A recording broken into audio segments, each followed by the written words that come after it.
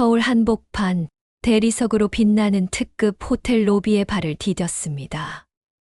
72의 나이에도 새벽같이 일어나 바치를 하고 난 뒤라 작업복은 흙먼지로 얼룩져 있었고 신발에는 아직 논두렁의 흔적이 남아 있었습니다. 로비 안으로 들어서는 순간 차가운 에어컨 바람이 온몸을 감쌌지만 그보다 더 차가운 시선들이 저를 훑어내렸습니다. 코를 막는 제스처를 한 젊은 여직원이 동료에게 속삭이는 소리가 들렸습니다. 어디서 똥냄새 나는 사람이 들어와. 목소리는 작았지만 로비의 고요함 속에서 또렷하게 제 귀에 박혔습니다. 주변을 지나가던 사람들도 고개를 돌려 저를 쳐다보며 인상을 찌푸렸습니다. 샹들리에 아래 서 있는 제 모습이 마치 이곳과는 어울리지 않는 이물질처럼 느껴졌습니다. 조심스럽게 프런트 데스크로 다가갔습니다. 화장실만 잠깐 빌려 쓸 수 있겠냐고 물었습니다. 말투는 최대한 공손하게 허리를 약간 숙였습니다. 하지만 제복을 차려입은 남자 직원은 손사래를 치며 한 발짝 물러섰습니다. 손님, 여긴 아무나 오는 데 아닙니다. 나가주세요. 그의 눈빛에는 거부감과 경멸이 선명했습니다. 바로 그때 제 뒤로 정갈한 정장을 입은 여성이 들어왔습니다. 그녀도 급한 듯 프런트로 다가왔습니다. 죄송한데요. 화장실 좀 급한데 사용해도 될까요? 미안하다는 듯 손을 모으며 조심스럽게 물었습니다. 같은 직원이 환한 미소를 지으며 고개를 숙였습니다. 아, 물론이죠. 저쪽 복도 끝에 있습니다. 편히 이용하세요. 목소리는 아까와는 천지 차이였습니다. 공손함을 넘어 친절함까지 묻어났습니다. 여성은 고맙다는 인사를 남기고 복도로 사라졌습니다. 저는 그 모습을 가만히 바라보았습니다. 같은 부탁이었습니다. 하지만 대답은 정반대였습니다. 가슴속 어딘가에서 무언가가 뜨겁게 끓어오르는 느낌이었습니다. 분노도 슬픔도 아닌 그보다 더 차갑고 단단한 감정이었습니다. 프런트 직원은 다시 저를 쳐다보았습니다. 아직도 계십니까? 빨리 나가주세요. 손짓까지 더하며 쫓아내듯 말했습니다. 로비를 지나가던 다른 직원들도 힐끗힐끗 저를 보며 수군거렸습니다. 그들의 시선은 날카로웠고 공기는 무거웠습니다.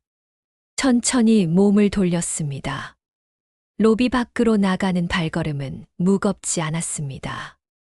오히려 담담했습니다. 유리문을 밀고 나가면서 로비의 화려한 조명이 등 뒤로 사라지는 것을 느꼈습니다. 거리의 공기는 습했고 저녁 햇살이 빌딩 사이로 비스듬히 내려앉고 있었습니다.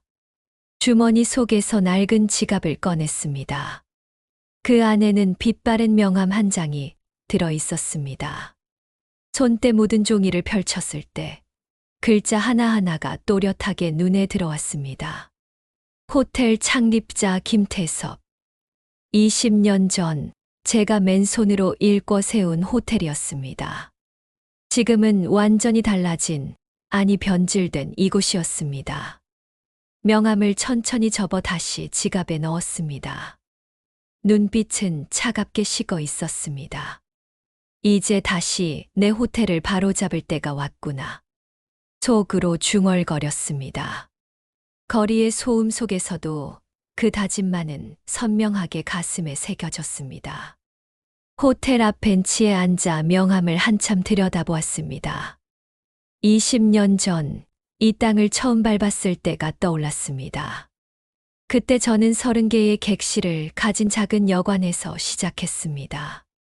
손님 한 분 한 분을 정성껏 모셨고 새벽같이 일어나 로비를 닦았습니다. 누가 오든 어떤 차림이든 사람은 존중받아야 한다는 신념 하나로 버텼습니다. 그렇게 10년을 일했습니다. 여관은 모텔이 되었고, 모텔은 호텔이 되었습니다. 마침내 20층짜리 특급 호텔로 성장했습니다. 호텔이라는 이름이 서울에서 손꼽히는 브랜드가 되었습니다. 하지만 5년 전 건강이 악화되면서 경영권을 전문 경영인에게 넘겼습니다. 시골로 내려가 요양하며 조용히 지냈습니다. 그런데 오늘 제가 직접 겪은 일은 충격이었습니다. 제가 세운 호텔이 제가 그토록 강조했던 평등과 존중의 가치가 완전히 사라져 있었습니다. 옷차림 하나로 사람을 나누고 겉모습만 보고 귀천을 가르는 곳이 되어 있었습니다. 저녁 어스름이 내려앉기 시작했습니다. 거리에 가로등이 하나둘 켜지고 호텔 간판에 네온 사인이 밝게 빛났습니다. 그 빛 아래로 사람들이 드나들었습니다. 고급 승용차에서 내린 손님들은 붉은 카펫을 밟으며 들어갔고 도어맨이 깍듯이 인사했습니다. 천천히 자리에서 일어났습니다. 다리는 아팠지만 마음은 단단했습니다. 이제 다시 이곳을 바로잡아야 한다는 생각이 머릿속을 가득 채웠습니다. 하지만 성급하게 움직여서는 안 된다는 것도 알고 있었습니다. 먼저 이 호텔이 얼마나 변했는지, 직원들이 어떤 식으로 일하는지 정확히 파악해야 했습니다. 며칠간 호텔을 오가며 직원들의 태도를 지켜보았습니다. 허름한 작업복을 입고 가면 경비원이 막아섰고, 깔끔한 정장을 입고 가면 직원들이 허리를 숙였습니다. 같은 사람인데 옷 한 벌 차이로 대우가 천지 차이였습니다. 프런트 근처에서 두 직원이 속삭이는 소리가 들렸습니다. 오늘도 이상한 사람 많이 오네. 왜 경비가 제대로 막질 못하는지 모르겠어. 그들은 웃으며 고개를 끄덕였습니다. 그때 단 한 명의 직원이 제게 다가왔습니다. 20대 중반의 여직원, 명찰에는 이소연이라고 적혀 있었습니다. 그녀는 조심스럽게 다가와 작게 속삭였습니다. 어르신, 정말 죄송합니다. 언젠가 꼭 다시 와주세요. 그녀의 눈빛은 진심이었습니다. 다른 직원들과는 달랐습니다. 이 호텔에도 아직 제대로 된 사람이 남아있다는 걸 확인한 순간이었습니다. 저녁 무렵 카페에 앉아 며칠간 관찰한 내용을 노트에 정리했습니다. 직원들의 이름, 차별적인 행동들을 하나하나 기록했습니다. 눈빛에 결심이 굳어졌습니다. 이제 본격적으로 움직일 때였습니다. 호텔 이사회 명단을 확인했습니다. 저는 이사회 의장 자리만 유지하고 있었지만 실질적인 경영은 전문 경영인들에게 맡겨져 있었습니다. 현재 지배인은 박기철, 50대 중반의 남자였습니다. 그리고 그 밑에는 영업총괄 이사 오상훈이 있었습니다. 일주일 뒤, 이른 아침부터 준비를 시작했습니다. 깔끔하게 다림질한 네이비 슈트를 꺼내 입었습니다. 흰 셔츠에 은색 넥타이를 매고 광택이 나는 구두를 신었습니다. 거울 앞에 섰을 때 낯선 제 모습이 보였습니다. 20년 전 호텔을 처음 열던 날의 그 모습이었습니다. 오전 9시 호텔 정문 앞에 섰습니다. 심장이 빠르게 뛰었습니다. 손끝이 차가웠고 입안이 바짝 말랐습니다. 하지만 발걸음은 흔들리지 않았습니다. 유리문을 밀고 로비로 들어섰습니다. 도어맨이 황급히 문을 잡으며 허리를 숙였습니다. 어서 오십시오, 사장님. 일주일 전 작업복을 입고 왔을 때와는 완전히 다른 태도였습니다. 프런트 데스크의 직원들도 일제히 고개를 숙였습니다. 환영합니다. 로비를 가로질러 지배인실로 향했습니다. 복도는 고요했고 구두 소리만 또각또각 울렸습니다. 비서실 앞을 지나칠 때 젊은 여직원이 깜짝 놀라며 일어섰습니다. 저 실례지만 누구시죠? 약속 없이는 박기철 지배인을 만나러 왔네. 차갑게 말하고 문을 열었습니다. 비서가 뭔가 말하려 했지만 이미 안으로 들어선 뒤였습니다. 지배인실 안에는 박기철과 오상훈 그리고 몇몇 간부가 회의 중이었습니다. 그들은 일제히 고개를 돌렸습니다. 박기철이 인상을 쓰며 일어섰습니다. 누구십니까? 여긴 함부로 들어올 수 있는 말을 멈췄습니다. 제 얼굴을 똑바로 본 순간이었습니다. 그의 얼굴이 하얗게 질렸습니다. 회 회장님, 목소리가 떨렸습니다.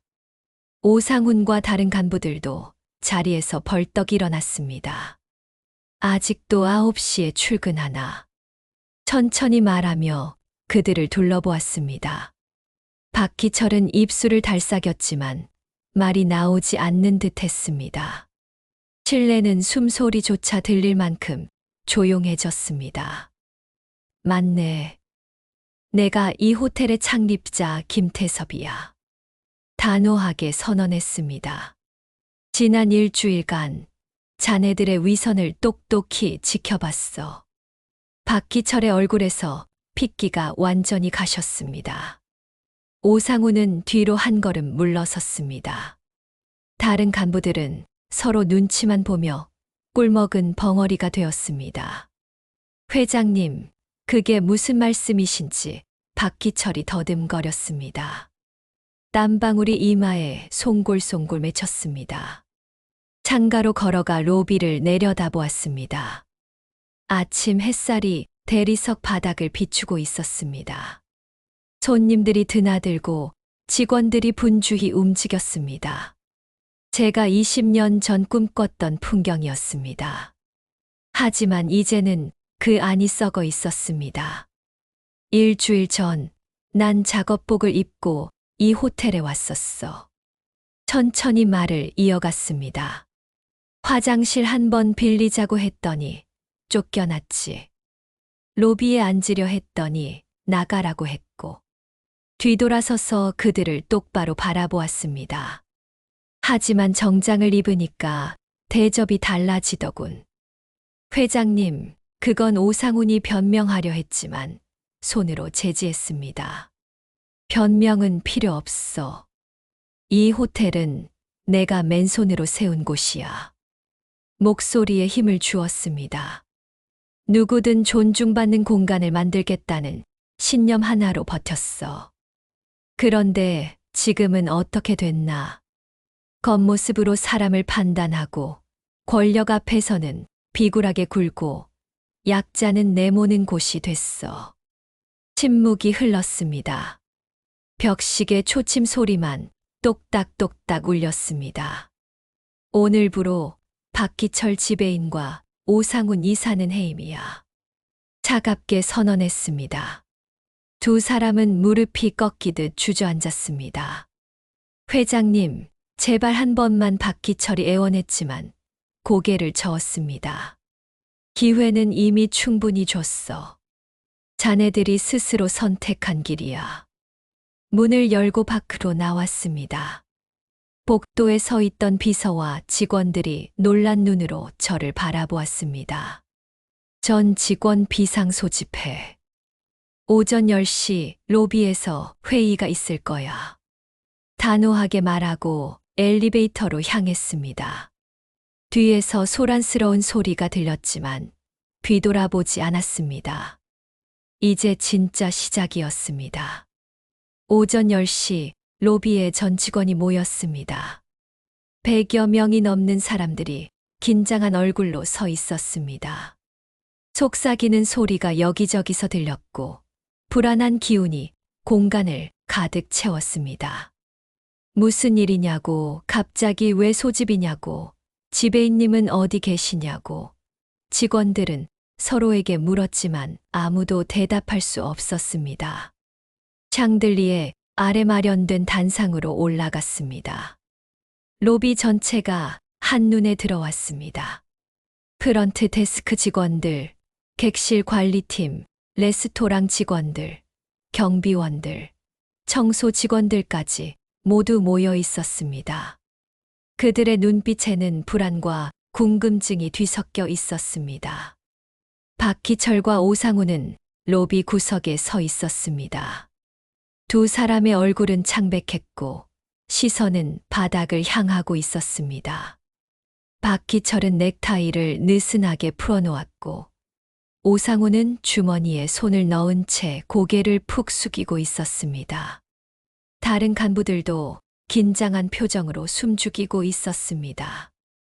마이크를 잡으려다 내려놓았습니다. 마이크 없이도 충분했습니다. 여러분, 저는 이 호텔의 창립자 김태섭입니다. 또렷하게 말했습니다. 로비 전체의 목소리가 울려 퍼졌습니다. 직원들 사이에서 술렁거림이 일었습니다. 창립자, 회장님이 직접 놀란 표정들이 여기저기서 보였습니다. 나이 지긋한 몇몇 직원은 제 얼굴을 알아보고 눈을 크게 떴습니다. 20년 전 이 자리에 30개 객실짜리 작은 여관을 열었습니다. 천천히 말을 이어갔습니다. 그때 제가 가진 건 신념 하나뿐이었습니다. 사람을 존중하는 호텔을 만들겠다는 신념이었습니다. 누가 오든 어떤 모습이든 모두가 환영받는 공간을 만들고 싶었습니다. 직원들의 눈빛이 흔들렸습니다. 몇몇은 고개를 숙였고 몇몇은 놀란 표정으로 저를 바라보았습니다. 신입 직원들은 서로 눈치를 보았습니다. 10년을 일했습니다. 여관은 모텔이 되었고 모텔은 호텔이 되었습니다. 직원 5명으로 시작한 곳이 지금은 100명이 넘는 가족이 되었습니다. 목소리에 감정이 실렸습니다. 하지만 5년 전 건강이 나빠져 경영을 전문가들에게 맡겼습니다. 시골로 내려가 요양하면서 이곳이 잘 돌아가고 있다고 믿었습니다. 잠시 멈췄습니다. 직원들은 숨죽이며 다음 말을 기다렸습니다. 하지만 지난 일주일간 제가 본 건 그 신념과는 정반대였습니다. 목소리를 높였습니다. 옷차림으로 사람을 판단하고 겉모습으로 대우를 달리했습니다.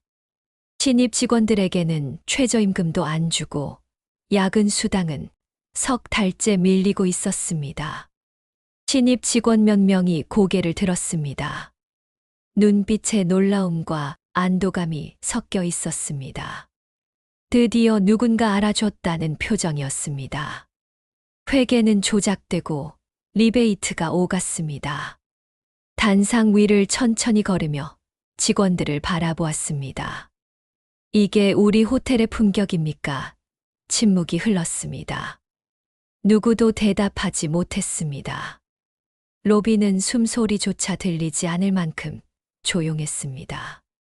저는 일주일 동안 여러분 사이에 섞여 있었습니다. 작업복을 입고 등산복을 입고 평범한 옷을 입고 이곳을 드나들었습니다. 차분하게 말했습니다. 어떤 날은 쫓겨났고 어떤 날은 환대받았습니다. 같은 사람인데 옷 한 벌 차이로 말입니다. 몇몇 직원이 고개를 떨구었습니다. 일주일 전 저를 쫓아낸 프런트 직원도 그 중 하나였습니다. 하지만 모두가 그런 건 아니었습니다. 목소리를 부드럽게 낮췄습니다. 단 한 명 저에게 진심으로 다가온 사람이 있었습니다. 로비를 천천히 둘러보았습니다. 이소연 씨, 앞으로 나오세요. 군중 사이에서 이소연이 당황한 표정으로 앞으로 나왔습니다. 얼굴은 붉어졌고 손은 떨리고 있었습니다. 주변 직원들이 길을 열어주었습니다. 저요? 작은 목소리로 물었습니다. 맞습니다. 단상 아래로 내려가 그녀 앞에 섰습니다. 일주일 전 작업복 입은 저에게 유일하게 진심으로 사과했던 사람이 이소연 씨였습니다. 다른 직원들이 저를 쫓아낼 때 이소연 씨만은 미안해했습니다. 언젠가 꼭 다시 와달라고 했습니다. 이소연은 손으로 입을 가렸습니다. 호텔의 품격은 화려한 인테리어가 아닙니다. 그녀를 바라보며 말했습니다. 사람을 대하는 태도입니다. 이소연 씨는 그걸 알고 있었습니다. 겉모습이 아니라 사람 자체를 봤습니다. 그게 진짜 호텔리어의 자세입니다. 박수 소리가 터져 나왔습니다. 처음엔 듬성듬성하다가 점점 커졌습니다. 이소연은 눈물을 닦으며 고개를 숙였습니다. 오늘부로 박기철 지배인과 오상훈 이사는 해임합니다. 다시 단상으로 올라가 선언했습니다. 그리고 이소연 씨를 새로운 고객 서비스 매니저로 임명합니다. 박수 소리가 더욱 커졌습니다. 이소연은 믿을 수 없다는 표정으로 저를 바라보았습니다. 감사합니다, 회장님. 떨리는 목소리로 대답했습니다. 최선을 다하겠습니다. 직원들 사이에서 환호성이 터져 나왔습니다. 특히 신입 직원들이 크게 박수를 쳤습니다. 구석에 서 있던 박기철과 오상우는 더욱 고개를 떨구었습니다. 그리고 한 가지 더. 손을 들어 조용히 시켰습니다. 밀린 야근 수당은 이번 주 안에 모두 지급하겠습니다. 신입 직원 수습 기간 임금도 법정 기준에 맞춰 소급 지급하겠습니다. 신입 직원들의 얼굴이 환해졌습니다. 몇몇은 서로 얼싸안고 기뻐했습니다. 회계 감사도 진행하겠습니다. 외부 전문가를 초빙해서 투명하게 공개하겠습니다. 목소리에 힘을 주었습니다. 다시는 이런 일이 없도록 시스템을 완전히 바꾸겠습니다. 박수 소리가 다시 울렸습니다. 이번엔 진심이 담긴 박수였습니다. 단상에서 내려와 직원들 사이를 천천히 걸었습니다. 모두가 숨죽이며 저를 바라보았습니다. 몇몇 직원은 눈시울을 붉혔고 몇몇은 환하게 웃었습니다. 프런트 데스크 앞에 멈춰 섰습니다. 앞으로 이 호텔은 달라질 겁니다. 차분하게 말했습니다. 손님을 옷차림으로 판단하지 마세요. 로비는 누구에게나 열려 있어야 합니다. 화장실 하나 빌리는 것도 인간의 기본 권리입니다. 그걸 거절하는 순간 우리는 호텔이 아니라 차별의 공간이 됩니다. 직원들이 고개를 끄덕였습니다. 젊은 남자 직원 하나가 손을 들었습니다. 일주일 전 저를 쫓아냈던 그 직원이었습니다. 손이 떨렸고 목소리도 떨렸습니다. 회장님, 죄송합니다. 제가 정말 잘못했습니다. 그의 눈에는 진심 어린 후회가 담겨 있었습니다. 고개를 끄덕였습니다. 사과는 받겠습니다. 하지만 앞으로가 중요합니다. 다시는 그런 일이 없어야 합니다. 실수는 누구나 할 수 있습니다. 중요한 건 배우는 겁니다. 감사합니다, 회장님. 그는 깊게 허리를 숙였습니다. 로비 한쪽을 가리켰습니다. 저기에 놓인 전용 라운지를 만들 겁니다. 편안한 소파와 따뜻한 차를 준비해두고 누구든 쉬어갈 수 있게 하겠습니다. 2층에는 아이들 놀이방도 마련하겠습니다. 유모차를 끌고 오는 가족들이 편하게 이용할 수 있게요. 직원들의 표정이 점점 밝아졌습니다. 몇몇은 고개를 끄덕이며 찬성한다는 표정을 지었습니다. 박수도 여기저기서 터져 나왔습니다. 그리고 여러분, 목소리를 높여 모두의 시선을 모았습니다. 직원 복지도 개선하겠습니다. 수습 기간이라는 이유로 착취하는 일은 이제 없습니다. 야근을 하면 반드시 수당을 지급하고 휴가는 법정 기준 이상으로 보장하겠습니다. 신입 직원들이 환호했습니다. 회의를 마치고 로비를 나서는데 이소연이 뒤따라왔습니다. 회장님, 그녀가 불렀습니다. 정말 감사합니다. 제 인생에서 이런 기회가 올 줄은 꿈에도 몰랐습니다. 자네가 그럴 자격이 있었으니까. 어깨를 가볍게 두드렸습니다. 사람을 보는 눈, 그게 가장 중요한 자질이야. 자네한테는 그게 있어. 최선을 다하겠습니다. 그녀는 다시 한번 깊게 고개를 숙였습니다. 기대하겠네. 미소를 지으며 밖으로 나왔습니다. 아침 햇살이 따스했고 공기는 상쾌했습니다. 가슴 속 무거운 짐 하나가 내려간 느낌이었습니다. 거리를 걸으며 깊게 숨을 들이마셨습니다. 폐가 시원하게 열렸습니다. 호텔을 돌아보았습니다. 유리창 너머로 직원들이 보였습니다. 모두 환한 표정으로 이야기를 나누고 있었습니다. 한 달이 흘렀습니다. 오후 3시 창가 자리에 앉아 차를 마시며 로비를 내려다보았습니다. 따뜻한 햇살이 유리창을 통해 쏟아져 들어왔고 차 향기가 은은하게 퍼졌습니다. 로비 왼쪽 노인 전용 라운지에는 70대 노부부가 편안하게 앉아 있었습니다. 직원이 담요를 건네주며 부드럽게 말했습니다. 필요하신 거 있으시면 언제든 말씀하세요. 노부부는 환하게 웃으며 고개를 끄덕였습니다. 2층 놀이방에서는 아이들의 웃음소리가 들렸고 유모차를 끌고 들어온 가족에게 도어맨이 환하게 미소 지었습니다. 등산복 차림의 중년 남성이 로비 소파에 앉아 쉬고 있었습니다. 한 달 전이었다면 쫓겨났을 모습이었습니다. 하지만 지금은 젊은 직원이 물을 건네며 편히 쉬라고 말했습니다.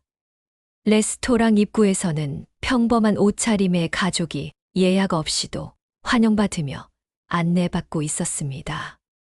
그때 로비 스크린에서 뉴스가 흘러나왔습니다. 차별 없는 호텔로 화제, 호텔 예약률 40% 급상승.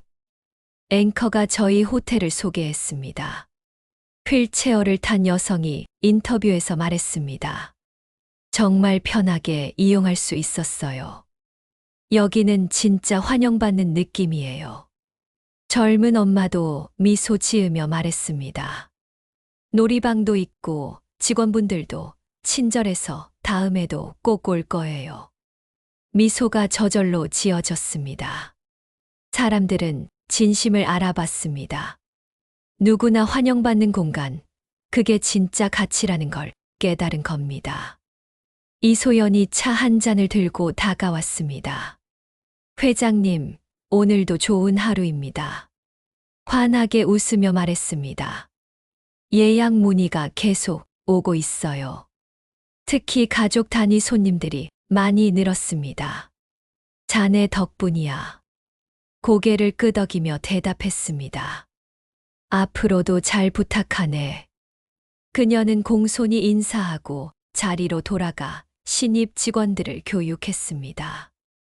모두 진지한 표정으로 듣고 있었습니다. 다시 창밖을 바라보았습니다. 거리는 활기찼고 하늘은 맑았습니다. 구름 한 점 없는 푸른 하늘이었습니다. 직원 휴게실에서는 웃음소리가 들렸습니다. 한 달 전 지친 표정으로 불평하던 그곳에서 이제는 밝은 웃음이 터져 나왔습니다. 이제야 진짜 호텔이 됐군. 혼잣말처럼 중얼거렸습니다. 차를 한 모금 마셨습니다. 따뜻했습니다. 창밖 햇살도, 로비의 분위기도, 제 마음도 모두 따뜻했습니다. 로비 아래에서 직원들이 이쪽을 올려다보며 손을 흔들었습니다. 박수도 보냈습니다. 이소연이 앞장섰고 신입 직원들도, 경력 직원들도 모두 함께 웃었습니다. 저도 손을 들어 화답했습니다. 가슴이 뜨거워졌습니다. 20년 전 꿈꿨던 호텔이 다시 살아났습니다. 사람을 존중하는 공간, 누구나 환영받는 곳. 그 꿈이 마침내 이뤄진 순간이었습니다.